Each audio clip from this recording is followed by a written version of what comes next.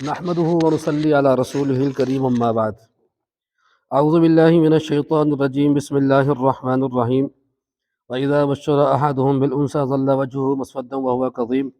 محترم حضرات، قابل احترام بزرگوں، ساتھیوں، رمضان کے 10 روزہ تربیتی پروگرام کا آج ہمارا 8واں پروگرام ہے۔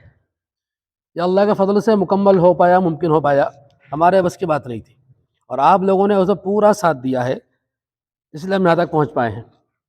آج کا عنوان بہت اہم ہے کہ لڑکیوں کا بگاڑ، اس کی وجہ اور حل۔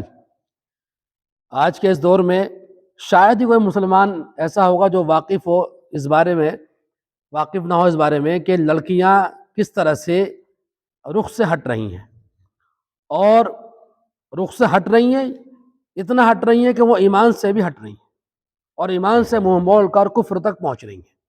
ایسی ایک دو نہیں، ہزاروں نہیں، لاکھوں مثالیں اس وقت موجود ہیں۔ ہمیں لگ رہا ہے سب کچھ ٹھیک ہے، سب بڑھیا ہے، ہمارے گھر میں بچی حجاب اوڑھ رہی ہے، برقع اوڑھ رہی ہے، دستانے پہن رہی ہے، سب ٹھیک ہے، لیکن اندازہ نہیں ہے کہ وہ اندر سے کس درجے خراب ہو چکی ہے۔ جس طرح کے حالات ہمارے سامنے ہیں، وہ ڈھکی چھپی بات نہیں ہے۔ لڑکیوں کو سمجھنا پڑے گا کہ لڑکیوں کی حالت اللہ کے نبی صلی اللہ علیہ وسلم کے زمانے سے پہلے کیا تھی۔ اگر وہ اس کا احسان نہیں مانیں گی، عالم اسلام کا اور عالم اسلام کی تعلیمات کا، تو وہ اسی طرح سے ذلت اور رسوائی کی زندگی جیتی رہیں گی۔ ایک مرتبہ اللہ کے نبی صلی اللہ علیہ وسلم کی محفل لگی ہوئی تھی، مجلس لگی ہوئی تھی، ایک صاحب نے کہا، یا رسول اللہ، میرے پاس ایک بیٹی تھی اور بہت مجھ سے محبت کرتی تھی، پیار کرتی تھی، اور مجھے ابا جی کہتی تھی۔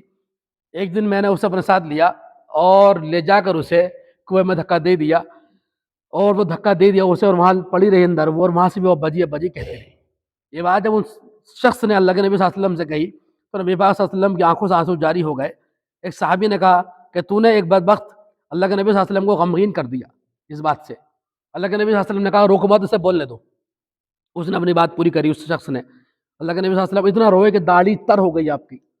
اس بچی کی کیفیت اور اس بچے کے ابا جی کہنے کا انداز سے آپ کا دل بالکل غمگین ہو گیا۔ اس حالت میں اس شخص نے اس بچے کو ڈبو دیا۔ اللہ کے نبی صلی اللہ علیہ وسلم نے کہا کہ اس کا یہ اظہار، یہ احساس ظاہر ہونا ضروری ہے، اور یہ جاہلیت کے زمانے کی بات ہے۔ اللہ تعالیٰ نے یہ وعدہ کرایا کہ جو اسلام لے آئے گا تو اسلام سے پہلے کی ساری حالتیں اور ساری خرابیاں اس کی معاف کر دیں گے۔ تو یہ وہ حالت ہے جو زمانہ جاہلیت میں لوگوں کے ذہن و مزاج کی تھی، کہ وہ لڑکیوں کی پیدائش پر غمگین ہو جایا کرتے تھے، لڑکیوں کا پیدا ہونے پر افسوس کیا کرتے تھے، لڑکیوں کے پیدا ہونے پر ان کے چہرے سیاہ ہو جایا کرتے تھے، اور ایسی ایک دو نہیں، ہزاروں مثالیں اس زمانے کے اندر موجود ہے، زندہ دفن کرنے کی مثالیں موجود ہیں۔ یہ صورتحال اس وقت لڑکیوں کی تھی۔ اللہ کے نبی صلی اللہ علیہ وسلم کی رحمت کا آنا، آپ کے ذات کا آنا پوری دنیا کے لیے رحمت ہے، خصوصاً عورتوں کے لیے، بچیوں کے لیے خاص رحمت ہے۔ اللہ کے نبی صلی اللہ علیہ وسلم کی تعلیمات نے بیٹیوں کو ایک حق دیا ہے، ایک احترام اور ایک مقام و مرتبہ دیا ہے۔ نبی پاک صلی اللہ علیہ وسلم فرما رہے ہیں ایک حدیث کے اندر، اگر کسی کے پاس 2 بیٹی یا 2 بہنیں ہوں، وہ ان کو ادب سکھائے، ان کو تعلیم دے، ان کی تربیت کرے، ان کا نکاح کر لے، جنت میں چلے جائے۔ ایک حدیث میں فرما رہے ہیں اگر کسی کے پاس 3 ہو، 3 بیٹی 3 بہنیں ہو، تو اس کے لیے بھی یہ حکم ہے۔ اسی حدیث میں ایک صاحب نے کہا اگر کسی کے پاس 2 ہو، تو اللہ کے نبی نے کہا اس کے لیے بھی یہ حکم ہے۔ عبداللہ بن عباس رضی اللہ تعالیٰ اس حدیث کے راوی کہتے ہیں اگر کوئی شخص یہ پوچھ لیتا اللہ کے نبی صلی اللہ علیہ وسلم سے کہ اگر کسی کی 1 ہو، تو اللہ کے نبی صلی اللہ علیہ وسلم یہ کہتے ہیں کہ اگر کسی کی 1 بیٹی یا 1 بہن ہو، اس کے لیے بھی یہی حکم ہے۔ اسی طرح سے ایک حدیث میں آپ فرما رہے ہیں اور صاف طریقے پر کہ جس نے اپنی 2 بیٹی 2 بہنوں کی شادی کر دی عزت کے ساتھ، وہ اور میں جنت میں ایسے ہوں گے۔ یہ فضیلت اللہ کے نبی صلی اللہ علیہ وسلم کہاں سے لے کر آئے بیٹی کو، اور کتنی بڑی حدیث اور کتنی بڑی فضیلت اللہ کے نبی صلی اللہ علیہ وسلم نے لوگوں کو سنائی، بھائیوں کو سنائی، باپ کو سنائی۔ اگر بہنیں ہوں تو بھائیوں کے لیے یہ حکم ہے کہ اگر وہ ایسا کریں گے تو انہیں جنت ملے گی، بیٹیاں ہوں تو باپ کے لیے حکم ہے کہ اگر وہ ایسا کریں گے تو انہیں جنت ملے گی۔ اور کس درجے گری ہوئی شخصیت کو اٹھا کے کھڑا کر دیا اللہ کے نبی صلی اللہ علیہ وسلم نے۔ وہ شخصیت، وہ لڑکیاں، وہ بیٹیاں، اگر صاحب ادھر آ جائیے، وہ لڑکیاں، وہ بیٹیاں جن کو دفن کیا جاتا تھا، جن کے چہرے، جن کے پیدا ہونے پر سیاہی باپ کے چہرے پر آ جاتی تھی، اور باپ گھر سے نکلنا پر شرم محسوس کرتا تھا کہ میری بیٹی ہوئی ہے، میں سماج میں کیا منہ دکھاؤں گا۔ یہ صورتحال تھی اس زمانے کے اندر۔ اللہ کے نبی صلی اللہ علیہ وسلم نے اسی زمانے کے اندر یہ وقت لا دیا، یہ مقام لا دیا کہ وہی صحابہ کرام بیٹے کو دل و جان سے پیارا سمجھتے تھے. فاطمہ رضی اللہ تعالیٰ عنہ کے بارے میں اللہ کے نبی فرماتے ہیں کہ جنتی عورتوں کی سردار ہے. یہ مقامات، یہ مرتبے، یہ فضیلت اللہ کے نبی صلی اللہ علیہ وسلم نے بیٹیوں کے بارے میں بیان فرمائی. قرآن مجید میں اللہ تعالیٰ نے بیان فرمایا اس آیت میں جو میں نے آپ کے سامنے پڑھی ہے، جب ان کو خوشخبری دی جاتی ہے بیٹیوں کی تو ان کے چہرے بدل جاتے ہیں، وہ چھپ جاتے ہیں، وہ خاموش ہو جاتے ہیں، ان کے چہرے پر سیاہی آ جاتی ہے، وہ غمگین ہو جاتے ہیں، وہ کیا کریں، فیصلہ نہیں کر پاتے. قرآن مجید میں اللہ تعالیٰ نے اس کیفیت کو بیان فرمایا. آج کے اس دور کے اندر ہمارے پاس ایسے ہزاروں مثالیں موجود ہیں کہ بیٹی کے ہونے پر باپ کے چہرے پر سیاہی آ گئی، بیٹی ہو گئی. اور ایسی مثالیں موجود ہیں کہ باپ کے چہرے پر بھی سیاہی نہیں آئی، باپ بھی خوش ہے، ماں بھی خوش ہے، گھر میں رہنے والے فردوں کے چہرے پر سیاہی آ گئی ہے، ان کے چہرے بھی گڑ گڑ وقت تانے مار رہے ہیں کہ تو نے تو 4 کر دی، تو نے تو 3 کر دی، تو نے تو 2 کر دی، تو نے تو 5 کر دی. سیاہی آ گئی لوگوں. میں سوال کرتا ہوں ان ماں باپ سے، ان لوگوں سے، اس گھر کے فرد سے کہ جنہوں نے اس بیٹی کے پیدا ہونے پر افسوس کا اظہار کرا ہے، وہ ذرا اس کی آنکھوں میں ڈانکیں ڈال کر کہہ سکتے ہیں کہ مجھے تیرے پیدا ہونے پر غم تھا؟ بڑے ہو کر اس کے آنکھوں میں آنکھ ڈال کے یہ بات کہہ سکتے ہیں کہ مجھے تیرے پیدا ہونے پر افسوس ہوا تھا، میرے چہرے کی مسکراہٹ غائب ہو گئی تھی، سیاہی آ گئی تھی، میں شرمندہ ہو گیا تھا تیری پیدائش پر؟ مجال نہیں ہے، ہمت نہیں ہے ان کی ان بچوں کو آنکھوں میں آنکھ ڈال کر یہ بات کہہ سکے. بہادر نہیں ہے، کمزور لوگ ہیں بالکل. نبی پاک صلی اللہ علیہ وسلم کا مقام مرتبہ دے رہے ہیں کہ جنت کی بشارت دے رہے، اور یہ کہہ رہے ہیں کہ ایسا ہوگا، ایسا وہ شخص جس نے 2 بیٹی 2 بہنوں کی نکاح کر دیا. اب سوال یہ ہے کہ نبی پاک صلی اللہ علیہ وسلم کی اتنی بڑی فضیلت، جنت کی بشارت اللہ کے نبی صلی اللہ علیہ وسلم ایک کام پر دے رہے ہیں. وہ کام کیا ہے؟ بیٹی کی تربیت. اولاد کی تربیت کے لیے بہت ساری حدیثیں اللہ کے نبی صلی اللہ علیہ وسلم نے الگ الگ انداز میں بیان فرمائی، لیکن بیٹی کے لیے اسپیشل طور پر کچھ فضیلتیں بیان فرمائی. اب سوال یہ ہے، ذہن میں آنا چاہیے کہ جنت جیسی بڑی نعمت آسان کام پر نہیں ملے گی. یہ بالکل طے بات ہے. کوئی آسان کام دے دیں آپ کو اور کہتے ہیں جنت مل جائے گی، نہیں ملے گی آسان کام پر. اس کا مطلب یہ ہے کہ بچپن سے لے کر بلوغت تک اور بلوغت سے لے کر نکاح تک بچی کا دھیان رکھنا، اس کا خیال رکھنا، اس کو گناہوں سے بچانا، اس کے عیبوں سے بچانا، اس کو ظلمات اور باطل سے بچانا آسان کام نہیں ہے.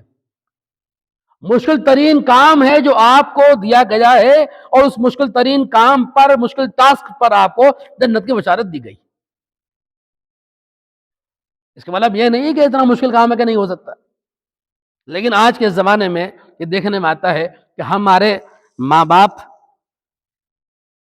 کس درجہ غفلت میں ہے کہ ان کی آنکھوں کے سامنے ان کی بچیاں جا رہی ہیں اور انہیں احساس نہیں. یہ صورتحال اس وقت ہمارے سامنے ہے کہ اگر میں اپنے شہر کا سروے کرنے پر آ جاؤں اور اپنے شہر کے لیے ایک بات کہہ دوں تو ہو سکتا ہے کہ میرے شہر کے بہت سارے لوگوں کو میری بات پر اعتراض ہو جائے کہ یہ کیا بات کر رہا ہے. لیکن میں کہہ دوں گا اس بات کو کہ میرا تجزیہ شہر کے بارے میں یہ ہے اپنے، اور میں کم کر کے آ رہا ہوں. میرے ساتھی جانتے ہیں کہ میں کہاں بتاتا ہوں.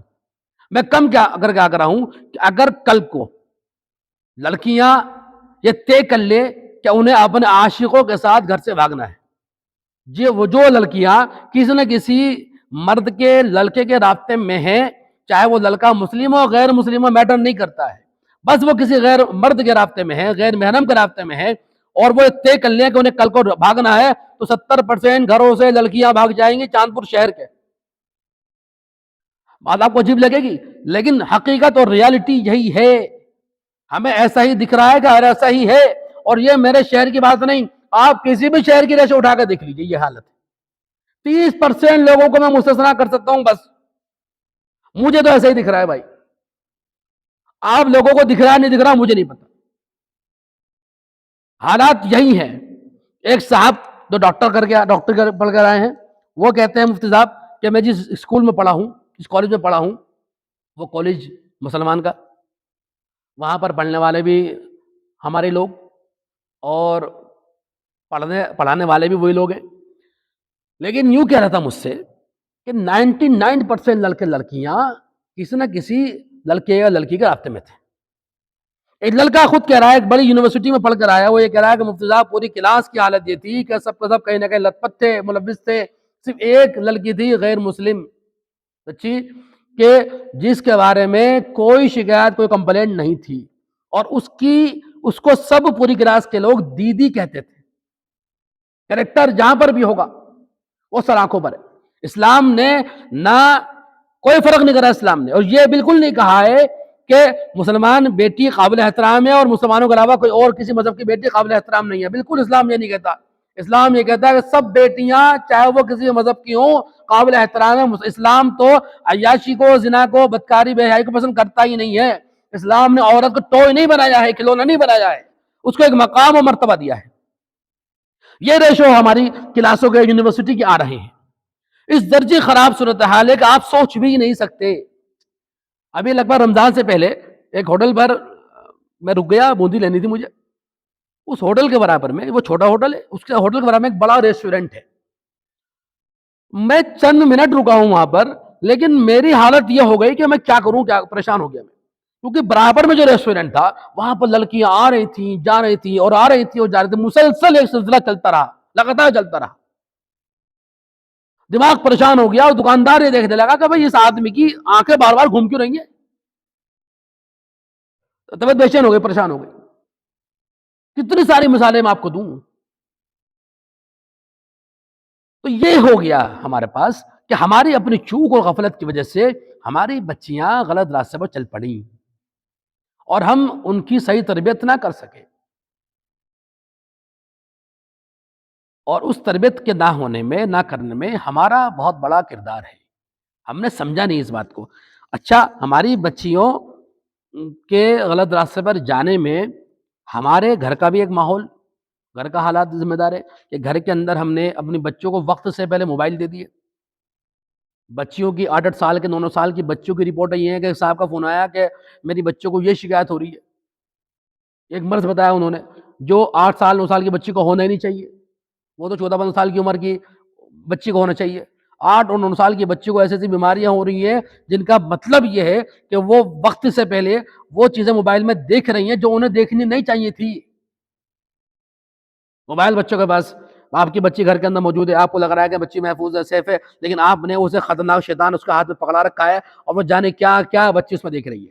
میں کہتا ہوں نہیں دیکھ رہی ہے, وہ کوئی کارٹون دیکھ رہی ہے مان لیا, لیکن جب وہ کارٹون اوپر اسکپ کرے گی, اسکپ تو کہیں گے, اسکور کرے گی, تو نیچے کیا آ جائے کچھ نہیں پتا.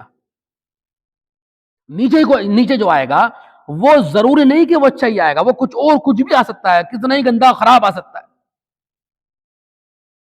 اور وہ جب ریگولر آنا شروع ہو جائے گا تو پھر لڑکی کے یا لڑکے کے جو بھی یہ چیزیں دیکھے گا اس کے اندر جنسی خیالات اور جنسی احساسات بڑھنے شروع ہو جائیں گے, اور وہی اس کے لیے خطرے کی گھنٹی ہے. پہلا قدم ہم نے گھر میں خراب کرا کہ گھر میں بچی کے ہاتھ میں وقت سے پہلے موبائل دیا. اس کے بعد تعلیم کے نام پر, ایجوکیشن کے نام پر اسے گھر سے باہر نکالا. چلیے ٹھیک ہے, آپ بچوں کو تعلیم دے سکتے ہیں, دلا سکتے ہیں, لیکن تعلیم دلانے کے لیے آپ نے انہیں کتنا سمجھایا, انہیں کیا کیا خطروں سے واقف کرایا. اپنے شہر کے اندر ایسی بچیاں بھی موجود ہیں کہ جنہوں نے گلوز پہن کر, دستان حجاب پہن کر, نقاب لگا کر ایگزام دیے ہیں, اور کوئی کمپرومائز کرا نہیں ان لوگوں نے, ان بچوں نے. ایسی مثالی بچیاں موجود ہیں اپنے شہر کے اندر. کالج والے کہتے ہیں کہ نقاب کھولیے, حجاب کھولیے, کہ جی ہم لیڈیز ٹیچر کو چیک کرا دیں گے, آپ کو ٹیک نہیں کرائیں گے, کیونکہ ہم آپ کا نام کاٹ دیں گے, کیونکہ آپ ہمارا نام کاٹ دیا, ہمیں پیپر دینے کی ضرورت نہیں ہے, ہم اپنے مذہب سے, اپنے حجاب سے کوئی کمپرومائز کریں گے نہیں کسی بھی قیمت پر. ایسی بچے بھی ہمارے شہر کے اندر موجود ہیں الحمدللہ. جن بچوں کی تربیت کی گئی, ان بچوں کی زندگی میں اسلام کو سمجھایا گیا, بٹھایا گیا, بتایا گیا کہ بیٹے آپ کے لیے پردہ اور حجاب کتنا ضروری, کتنا قیمتی آپ کے لیے ہے, ان بچوں نے اس کو سنبھال کے رکھا, پکڑ کے رکھا ہے. آج بھی ایسی بچیاں موجود ہیں کہ جو الحمدللہ بہت بہت برے ماحول سے اپنے آپ کو بچا کر لے گئی. اور ایسی بچیاں موجود ہیں کہ جو وقت سے پہلے 12 سال 13 سال کی عمر میں غلط راستے پر چل پڑی. اور اس کے پیچھے میں صاف صاف کہوں گا کہ ماں باپ کی کمی, ماں باپ کی لاپرواہی پوری ذمہ دار ہے.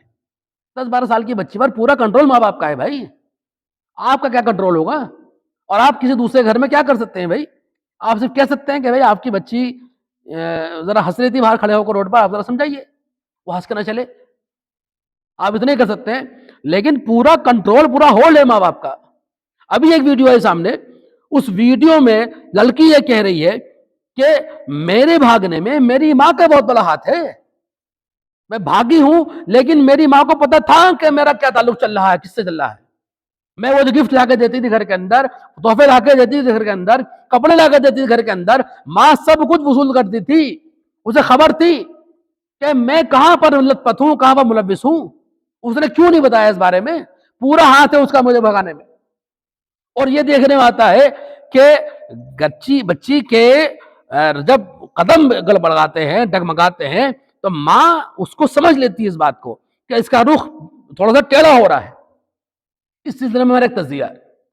تجزیہ یہ ہے کہ ہر ماں باپ چاہتا ہے کہ بھائی میرا بچہ پڑھ لے, جو میں نہیں کر سکا وہ میرا بچہ کر لے. اور خصوصاً میری عمر کی یا مجھ سے بڑے لوگوں کی عمر کی جو مائیں ہیں, جن کی عمر فی الحال 55 60 65 ہے, وہ عورتیں جو ہیں وہ بہت کم پڑھی لکھی تھیں لیکن تربیت یافتہ تھیں.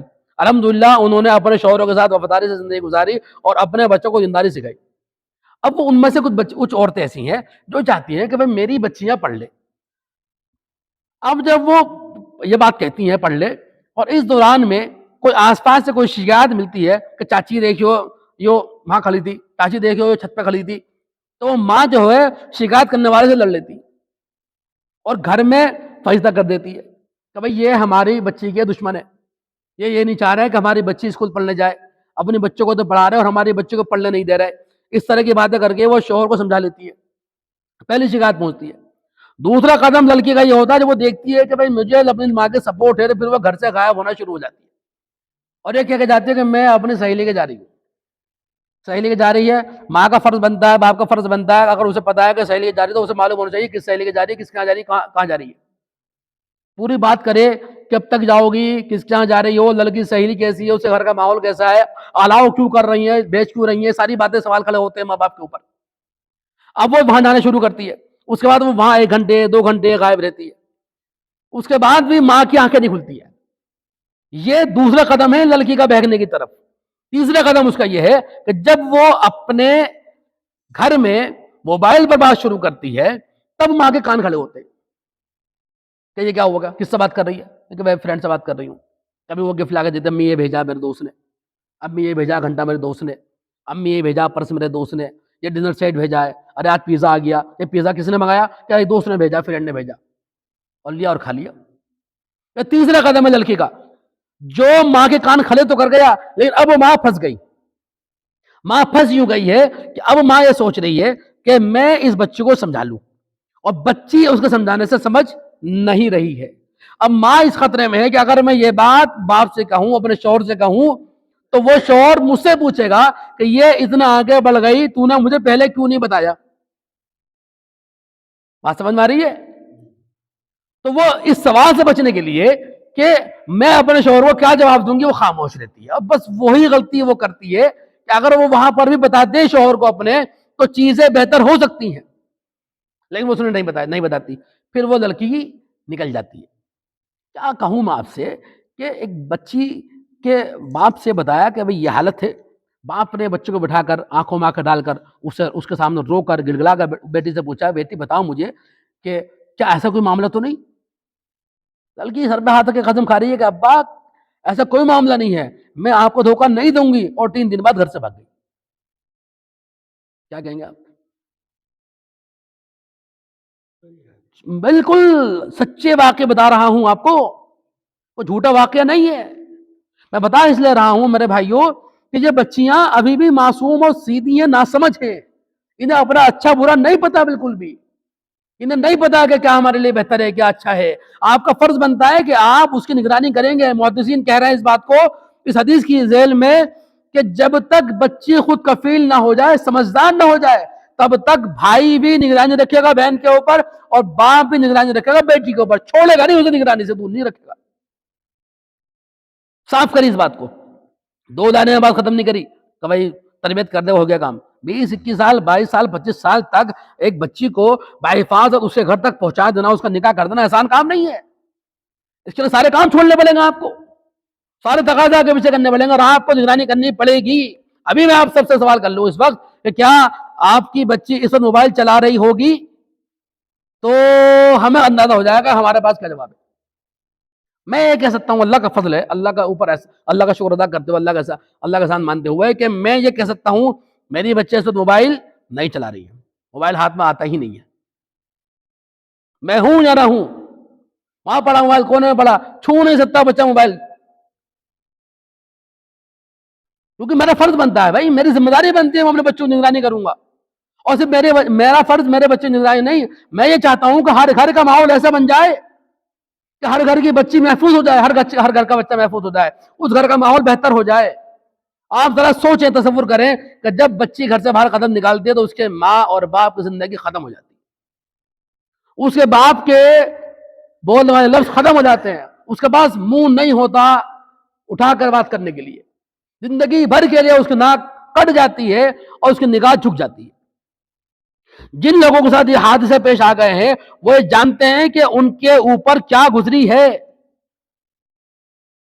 ایک واقعہ جانپور میں ہوا اپنے شہر میں وہ حادثہ تھا، حالانکہ ان کے گھر والوں کی پوری کوشش تھی اس سلسلے میں محنت کرنے کی۔ میں جب وہاں پر گیا ہوں تو اس درجے ڈپریس تھے وہ لوگ، اس کے بچی کے رشتہ دار، سگے رشتہ دار، کہ ایسا لگ رہا تھا کہ خودکشی کر لیں گے۔ بند بیٹھے کمرے میں، مشہور لوگ ہیں، بند بیٹھے کمرے میں، بات نہیں کرنا کیسا، مل نہیں رہا کیسا، ہم نہیں مل سکتے۔ بہت دیر بٹھا کے سمجھایا، تب تھوڑی سی ان کا ہمت آئی، ورنہ ایسا لگ رہا ہے۔ اور بہت سارے لوگوں کو بھیجا ان کے پاس، جاؤ ان سے بات کرو، ان سے کہو کہ آپ کی کوئی غلطی نہیں تھی، آپ نے کوششیں کری ہیں، اس پر آپ اپنے آپ کو الزام مت دیجیے کہ لڑکی بھاگ گئی ہے آپ کے خاندان کی، آپ کی کوششیں تھیں اس کو روکنے کی، وہ کامیاب نہیں ہو پائی، وہ بات الگ ہے۔ تو لوگوں کو بھیجا ان کو موٹیویٹ کرنے کے لیے، ان کو سمجھانے کے لیے، تب جا کر ان کے اندر ہمتیں پیدا ہوئیں کہ وہ سماج میں سامنے آ سکے اور سماج کا سامنا کر سکے۔ میں ایک سوال کرتا ہوں نوجوانوں سے، ابھی بیٹھے آپ لوگوں سے بھی کر لوں گا میں سوال، کہ مجھے ایک بات بتائیے کہ جب آپ باہر لڑکی کو دیکھتے ہیں کسی کہ وہ کسی سے بات کر رہی فون پر، سڑک پر چل رہی ہے اور فون پہ بات کر رہی ہے، تو آپ کے ذہن میں سب سے پہلے کیا خیال آتا ہے کہ وہ کس سے بات کر رہی ہے؟ یہ بتائیے کس سے بات کر رہی ہے؟ اپنی ماں سے بات کر رہی ہے، باپ سے کر رہی ہے، بھائی سے کر رہی ہے، بہن سے کر رہی ہے؟ کر سکتی ہے، کر تو سکتی ہے، لیکن کیوں ذہن میں آ رہا ہے کہ بھائی بوائے فرینڈ سے بات کر رہی ہے؟ ابھی تو گھر سے آ رہی ہے، وہ ابھی گھر سے نکلی ہے، اور کالج کے نام پر، ٹیوشن کے نام پر، اسکول کے نام پر گھر سے نکل گئی، تو اب گھر سے آ رہی ہے تو وہ گھر سے آتے ہی بات کرے گی ماں سے اور باپ سے؟ ایسا تو ممکن نہیں ہے، ہو بھی سکتا ہے لیکن لمبی بات کرے گی یہ ممکن نہیں ہے۔ وہ گھر سے نکل رہی ہے اور کالج تک 1 گھنٹہ 2 گھنٹہ 3 گھنٹے کی بات اس کی چل رہی ہے، تو وہ اپنی ماں اور بہن سے، بھائی سے اتنی لمبی بات نہیں کرے گی۔ صاف سمجھ میں آ رہا ہے کہ یہ بچی کسی نہ کسی غیر مرد سے، غیر محرم سے بات کر رہی ہے، سمجھ میں آ رہا ہے۔ اس کے باوجود بھی ہماری آنکھیں نہیں کھل رہی ہیں، ہم اطمینان سے بیٹھے، نہیں میری بچی ایسے نہیں ہے، آپ کی بچی ایسی نہیں ہے، ٹھیک ہے مان لیا، ہم کسی پر کوئی الزام نہیں لگا رہے، شریف بچی سر کی تاج ہے، میرے سر کی تاج ہے شریف بچی، کسی پر کوئی الزام نہیں ہے، لیکن اس سوال ہے جو کھڑا کر رہا ہوں آپ کے ذہن میں کہ اگر ٹھیک ہے آپ کی بچی نہیں ہے، آپ کو کیسے پتا آپ کی بچی نہیں؟ اسکول جب وہ نکلی ہے گھر سے باہر تو آپ اس کے ساتھ تھے؟ کیا وہ کالج پہنچی ہے، ٹیوشن پہنچی ہے، کہاں گئی ہے وہ؟ کیسے پتا آپ کو کہ آپ کی بچی نہیں ہے؟ جب سب کی بچی نہیں ہے تو ہوٹلوں میں کس کی بچیاں بیٹھی ہیں، ریسٹورینٹ میں کمرے لے کر کس کی بچے جا رہی ہیں؟ بتائیے کس کی بچی جا رہی ہے؟ جب ہماری بچی نہیں تو پھر وہ کس کی بچیاں ہیں؟ کہیں ایسا تو نہیں ہم دھوکے میں ہوں، کہیں ایسا تو نہیں کہ ہم بہت زیادہ اوور کانفیڈینس میں ہوں کہ بھائی نہیں میری بچی ایسی نہیں ہے، بہت بڑے دھوکے میں۔ آپ آنسوؤں پہ مت جائیے، بالکل بھی ان آنسوؤں پہ مت جائیے، اگر مرد پگھل گیا آنسوؤں پر تو بس وہ خطرے میں ہے، پھر اسے بٹھا کے بات کرنی پڑے گی، اصول و ضابطے مضبوطی سے مرتب کرنے پڑیں گے، کیونکہ آپ یہ سمجھ لیجئے کہ آپ کے جو اصول و ضابطے، گھر کا جو نظام آپ بنا رہے ہیں مضبوطی کے ساتھ، یہ آپ کے گھر والوں کے لیے بہتری کا ذریعہ ہے۔ جب ایک بچے کی چوٹ لگتی ہے، ٹیٹنس کا انجیکشن لگوانا ہے آپ کو، بچہ رو رہا ہے، باپ نے اسے پکڑ رکھا ہے اور باپ کو بھی دکھ ہو رہا ہے کہ بچے کے انجیکشن لگنا ہے، لیکن باپ لگوا رہا ہے انجیکشن، کیوں لگوا رہا ہے؟ یہ جاننا ہے کہ اگر اس کا انجیکشن نہیں لگے گا تو اس کی بیماری بڑھ جائے گی، سیپٹک ہو سکتا ہے اور مرض بڑھ سکتا ہے، اس لیے وہ پکڑ کر اسے تکلیف ہو رہی انجیکشن لگوا رہا ہے اس کے بھلے کے لیے۔ یہ اسی طرح کے انجیکشن ہے کہ آپ اپنے گھر کا نظام فوراً مرتب کر لیجئے، فوراً ترتیب دے لیجیے کہ میں اپنے بچوں اور بچوں کی نگرانی کیسے کروں اور ان کو اس بگڑتے ماحول سے کیسے بچا سکوں، کیا طریقہ مجھے اپنانا پڑے گا، کون سے طریقے پر چلنا پڑے گا، کن اصول و ضابطے پر ہمیں آنا پڑے گا، کیا کیا برائیاں ہمیں اپنے اندر سے ختم کرنی پڑیں گی، تب جا کر میرے گھر کا ماحول ٹھیک ہو سکتا ہے اور میں اپنی بچوں کو نیک بنا سکتا ہوں، تاکہ وہ دوسرے کے گھر جا کر نیکی کا ذریعہ بنے، ہدایت کا ذریعہ بنے، خیر کا ذریعہ بنے۔ ایسی مثالیں موجود ہیں ہمارے پاس کہ بچی عالمہ تھی، دیندار تھی، اور اسے ایک بے دین گھر مل گیا، لیکن اس دیندار بچی نے چند سالوں میں اس بے دین شوہر کو دیندار بنا دیا اور اس بے دین گھر کے اندر دین کے شمع کو منور کر دیا، روشن کر دیا۔ ہمیں سب کو اپنے اللہ سے ڈرتا رہنا چاہیے، جو طریقے ہم اپنا رہے ہیں تربیت کے وہ ضرور اپنانا چاہیے، اس کے بعد بھی اللہ تعالیٰ سے دعا مانگتے رہنا چاہیے، اللہ تعالیٰ یہ طریقہ اپنا تو لیے ہیں لیکن اس میں کامیابی آپ ہی دیں گے، ہمارے پاس میں کچھ نہیں ہے، اتنا ہم کر سکتے تھے ہم نے اتنا کر لیا ہے، ہم آپ سے یہ دعا کر رہے ہیں اللہ تعالیٰ میرے بچوں کو اس بے حیائی کے راستے سے ہمیشہ بچانا اور نسلوں کو بچانا۔ کتنا افسوس کے ساتھ کرنا پڑتا ہے کہ ہماری بچی کفر تک جا رہی ہے، ایمان کو چھوڑ رہی ہے، اور اس کے بعد جو اس کی حالت کی ریل لگی پڑی ہے، درگت بن رہی ہے، اس کی مثالیں سوشل میڈیا پر بھری پڑی، کہنے کی ضرورت نہیں، ایکسپلین کرنے کی ضرورت نہیں، آپ لوگوں کے سامنے خود آ رہی ہے۔ کوئی مار دی گئی، کوئی ظلم زیادتی کی بھیڑ چڑھ گئی، ذلیل و خوار ہو گئی، اپنا گھر بھی چھوٹ گیا، وہاں سے بھی لاتے پڑ گئے، بہت در کے ٹھوکریں کھانے پر مجبور ہے، اور جسم فروشی کے دلدل میں دھس گئی ہے۔ یہ ساری صورتحال ہمارے سامنے ہے، کیا ہمیں درد نہیں ہوتا، کیا ہمیں احساس نہیں ہوتا؟ امت محمدیہ بحیثیت ایک جسم کے ہے، اللہ کے نبی صلی اللہ علیہ وسلم نے مثال اس کی ایسی دی کہ جسم کی حالت یہ ہوتی ہے کہ اگر اس کے یہاں درد ہے، چوٹ لگی ہوئی ہے، تو اس چنگلی کی وجہ سے پورا جسم درد میں محسوس کرتا ہے۔ بچی غلط جگہ جا رہی ہے دوسروں کی، ہمیں احساس نہیں ہو رہا، ہم اس کے لیے دعا بھی نہیں کر رہے، اپنے لیے کوششیں بھی نہیں کر رہے، اپنی گلی کے بچوں کے لیے فکر نہیں کر رہے۔ ایک کام اور کریں ہم جو ہم نے چھوڑ دیا ہے، جو ہمارے بچپن میں ہوا کرتا تھا کہ اگر شکایت لے کے کوئی گھر میں پہنچا ہے تو ماں باپ نے اس کی شکایت کو سنا اور سراہا ہے، اور آپ نے کہا بھائی صاحب آپ نے اچھا کرا، مجھے نہیں پتا تھا میرا بچہ کیا کر رہا ہے، مجھے نہیں پتا تھا میری بچی کیا کر رہی ہے، آپ نے بتا دیا، اللہ آپ کو جزائے خیر دے۔ بھائی اگر دوبارہ دیکھو تو اسے ماریو بھائی، ایسا ہوتا تو نہیں ہوتا تھا؟ اب کیا ہو رہا ہے جی؟ اب شکایت لے کے پوچھے، اب جا بکواس کر یا اپنے گھر میں دیکھ لے جا، ہمیں سمجھا رہا اور دوبارہ آ گیا، دوبارہ بتا دیجیے اچھا نہیں ہونے کا، بدنام کر دیا بچی کو ہماری۔ اب یہ ہوتا ہے، اب جب ہم نے لڑنا شروع کر دیا تو ان خیر خواہوں نے شکایت کرنا بند کر دیا۔ اب ہمیں کون بتائے گا کہ ہمارے بچے باہر کیا کر رہے ہیں اور ہمارے بچے کیا کر رہے ہیں؟ اس کام کو کرنا شروع کریں اور اپنے دوست و احباب سے کہہ دیں کہ بھیا میری بچی کو غلط جگہ کھڑے ہوتے دیکھو، غلط کام کرتے دیکھو، غلط لوگوں کے ساتھ بیٹھتے دیکھو تو مجھے آ کے بتانا، میں آپ کا احسان مند رہوں گا۔ اتنا کر دیجئے آپ، اور آپ کی بچی کو، آپ کے بچے کو یہ پتا ہو کہ اور اسے دکھا دیں بچی کو کہ بیٹے یہ چچا کی دکان ہے آپ کے، یہ میرے دوست کی دکان ہے، کوئی بھی بات ہو ان سے کہہ دینا، اور ان سے بھی کہہ دیں کہ یہ بچی میری ہے، اس پر نظر رکھنا۔ بچے کو یہ بتاؤ کہ میں جب گھر سے نکل کے کالج پہنچوں گی 50 آنکھیں مجھے دیکھ رہی ہیں، 50 آنکھیں، میں ادھر سے ادھر کروں گی، میرا قدم ڈگمگائے گا، بیلنس خراب ہو جائے گا، میرے گھر خبر پہنچ جائے گی فوراً۔ جب یہ خبر ہوگی بچی کو کہ میرے اوپر 50 نگاہیں لگی ہوئی ہیں، مجال ہے وہ گڑبڑ کر جائے، بتائیے آپ مجھے۔ یہ نظام بنانا پڑے گا آپ کو، گھر کے اندر مضبوطی سے بنانا پڑے گا۔ میں اپنے دوستوں سے کہہ رہا ہوں، آپ سب سے کہہ رہا ہوں، اگر خدا نہ خواستہ کبھی ایسا ہو تو آپ مجھے آ کے بتانا میرے اپنے بچوں کے بارے میں، انشاءاللہ ہم پوری کوشش کریں گے ایسا ہی نہ ہو، لیکن ہم پھر بھی آپ کو پوری چھوٹ دے رہے ہیں، آپ ہمیں آ کے بتائیں گے، ہم آپ کے احسان مند رہیں گے زندگی بھر، آپ نے میرے بچوں کے بارے میں، میری بچوں کے بارے میں مجھے آ کے خبر دی۔ بات سمجھ میں آ رہی ہے؟ اس طرح سے تیار رہیے، اگر آپ اس طرح سے تیار نہیں ہوں گے تو آپ اور ہم سب بڑا نقصان اٹھا لیں گے، جو ہم اٹھاتے چلے آ رہے ہیں ابھی چند سالوں سے۔